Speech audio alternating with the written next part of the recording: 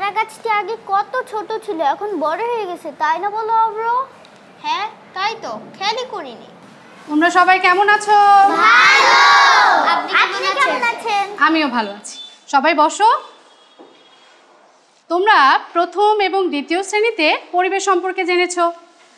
আজ আমরা পরিবেশের উপাদানগুলোকে কিভাবে বিভিন্ন উপায়ে ভাগ করা যায় সে সম্পর্কে জানব। তোমরা কি কেউ বলতে পারবে যে পরিবেশ কি? আচ্ছা রাপি, বলো তো। ঘরবাড়ি, গাছ, পাখি, রাস্তাঘাট, স্কুল, কলেজ, মাটি, পানি, বায়ু এসব মিলিয়ে আমাদের পরিবেশ। আচ্ছা রাপি, তুমি যে জিনিসগুলোর নাম বললে এগুলোর মধ্যে কি কোনো ধরনের পার্থক্য আছে? হ্যাঁ। কি বলো তো? ঘরবাড়ি, রাস্তাঘাট এসব মানুষ করেছে। গাছপালা, পশু পাখি, মাটি, পানি, বায়ু, সূর্য এসব মানুষ বানায়নি। আর কেউ কিছু বলতে চাও? বলো। আমার মনে হয় পরিবেশের উপাদানগুলোর মধ্যে কিছু মানুষের তৈরি আর কিছু প্রাকৃতিকভাবে সৃষ্ট। ঠিক বলেছো, তোমাদের দুজনকেই ধন্যবাদ। তোমরা বসো। পরিবেশের সকল জিনিসকে আমরা মানুষের তৈরি জিনিস, যেমন স্কুল কলেজ, ঘর বাড়ি, রাস্তাঘাট, বই খাতা কলম ইত্যাদি, এবং প্রাকৃতিকভাবে তৈরি জিনিস যেমন মানুষ, গাছ, পশু পাখি, এই দুই ভাগে ভাগ করতে পারি। আচ্ছা বলো তো, মানুষের তৈরি জিনিস এবং প্রাকৃতিকভাবে তৈরি জিনিসগুলোর মধ্যে কি আর কোনো পার্থক্য আছে? একটু চিন্তা করে বলো তো। ফুয়াদ, তুমি কি কিছু বলবে? হ্যাঁ, জীব এবং জড়। বাহ, চমৎকার বলেছো। তাহলে প্রাকৃতিকভাবে তৈরি জিনিসগুলোকে আমরা দুই ভাগে ভাগ করতে পারি, জীব এবং জড়। আচ্ছা, তোমরা তোমাদের আশেপাশে থাকা কয়েকটি জীব এবং জড়ের নাম বলো তো। বলো রোজা। গরু, ছাগল, পাখি, মানুষ ইত্যাদি জীবের কয়েকটি উদাহরণ। আর পাথর, পানি, মাটি, বায়ু ইত্যাদি জড়। তাহলে প্রাকৃতিকভাবে তৈরি জিনিসগুলোর মধ্যে কিছু বৈশিষ্ট্য আছে, যেমন তারা খাবার খায়, ছোট থেকে বড় হয় এবং চলাফেরা করতে পারে, যা মানুষের তৈরি জিনিসগুলোর মধ্যে নেই। আচ্ছা, এই জিনিসগুলোর মধ্যে কী ধরনের ভিন্নতা আছে একটু বলো তো। বলো অভ্র। গাছ বড় হয় আমাদের টবে লাগানো চারা গাছের মতো। একটি গাছ যেভাবে বড় হয় সেভাবে আমাদের টবে লাগানো চারা গাছটিও ধীরে ধীরে বড় হয়, কিন্তু মাটি ও পাথর বড় হয়নি। পাখি আকাশে উড়ে, গরু ঘাস খায়। তার মানে হলো প্রাকৃতিকভাবে সৃষ্ট জিনিসগুলোর কিছু বৈশিষ্ট্য আছে।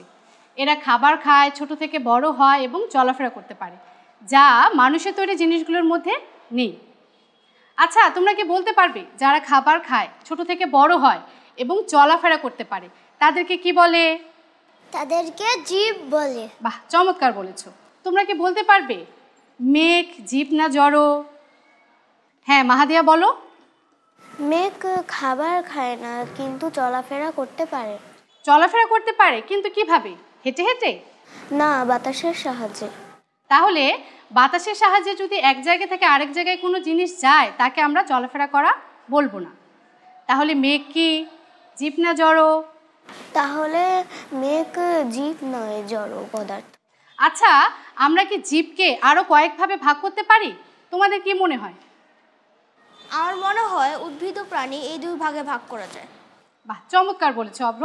হ্যাঁ, জীবকে আমরা দুই ভাগে ভাগ করতে পারি, উদ্ভিদ এবং প্রাণী। ভিন্ন ভিন্ন বৈশিষ্ট্যের কারণে উদ্ভিদ এবং প্রাণীকে বিভিন্ন শ্রেণীতে ভাগ করা যায়। আসলেই? কিন্তু কিভাবে?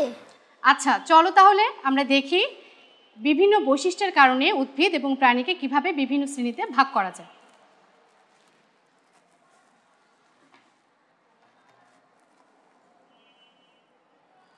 তোমরা এখানে একটি টমেটো গাছ দেখতে পাচ্ছ, যা তোমাদের সবার কাছে বেশ পরিচিত। আচ্ছা, একটু ভালো করে লক্ষ্য করে দেখো তো, টমেটো গাছটিতে কি কি অংশ রয়েছে? পাতা ও টমেটো। আর কি কি অংশ রয়েছে কেউ বলতে পারবে? রোজা বলো। ফুল, মূল। খুব সুন্দর, ধন্যবাদ তোমাদের। তাহলে আমরা জানলাম যে টমেটো গাছটিতে মূল, মাটির নিচের অংশ, যার সাহায্যে গাছ পানি এবং পুষ্টি উপাদান খাবার হিসেবে গ্রহণ করে। কাণ্ড, পাতা, ফুল এবং ফল রয়েছে। তোমরা একটু ভালো করে লক্ষ্য করে দেখো তো, এই অংশগুলো কি সবগুলো গাছে রয়েছে? কি দেখতে পাচ্ছ? রাবি বলো তো। কোনো গাছে ফুল আছে, আবার কোনো গাছে নেই। কোনো গাছ ছোট, কোনো গাছ বড়, কোনো গাছে শাখা আছে। তার মানে হলো ফুল হয় কি হয় না এর উপর ভিত্তি করে উদ্ভিদকে দুই ভাগে ভাগ করা যায়, সপুষ্পক উদ্ভিদ এবং অপুষ্পক উদ্ভিদ।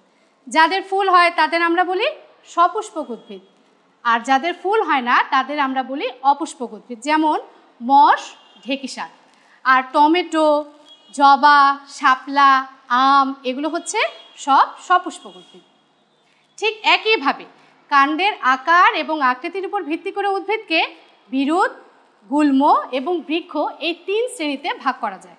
তাহলে আমরা জানলাম যে বিভিন্ন বৈশিষ্ট্যের উপর ভিত্তি করে উদ্ভিদকে সপুষ্পক, অপুষ্পক, বিরুৎ, গুল্ম এবং বৃক্ষ এই শ্রেণীগুলোতে ভাগ করা যায়। আচ্ছা, প্রাণীকে কিভাবে ভাগ করা যায়? অভ্র বলো। উদ্ভিদের মতো কতগুলি বৈশিষ্ট্যের ভিত্তিতে।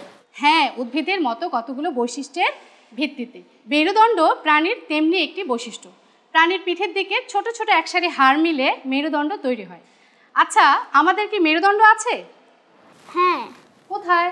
আপা, এই যে এখানে। হ্যাঁ, পিঠের পিছন দিকে। অনেক প্রাণীরই মেরুদণ্ড নেই। যাদের মেরুদণ্ড নেই তাদেরকে বলা হয় অমেরুদণ্ডী প্রাণী, যেমন কেঁচো, চিংড়ি, শামুক এবং প্রজাপতি। আর যাদের আমাদের মতো মেরুদণ্ড আছে তাদেরকে বলা হয় মেরুদণ্ডী প্রাণী, যেমন মানুষ, গরু, ছাগল, হাঁস, মুরগি, ব্যাঙ, সাপ ইত্যাদি। আজ আমরা জানলাম যে জীব 2 প্রকার, উদ্ভিদ এবং বিভিন্ন বৈশিষ্ট্যের ভিত্তিতে উদ্ভিদ এবং প্রাণীকে আমরা বিভিন্ন শ্রেণীতে ভাগ করেছি। যেমন উদ্ভিদকে আমরা ভাগ করেছি সপুষ্পক, অপুষ্পক, বিরুৎ, গুল্ম এবং বৃক্ষ এই শ্রেণীগুলোতে, এবং প্রাণীকে ভাগ করেছি অমেরুদণ্ডী এবং মেরুদণ্ডী এই ভাগে। বৈশিষ্ট্যের ভিত্তিতে বিভিন্ন শ্রেণীতে ভাগ করাই হলো জীবের শ্রেণীবিন্যাস। পরবর্তী পাঠে তোমরা আরও এ সম্পর্কে অনেক কিছু জানতে পারবে। আজকের মতো এখানেই শেষ করছি। সবাই ভালো থেকো, সুস্থ থেকো। সবাইকে ধন্যবাদ। আপনাকে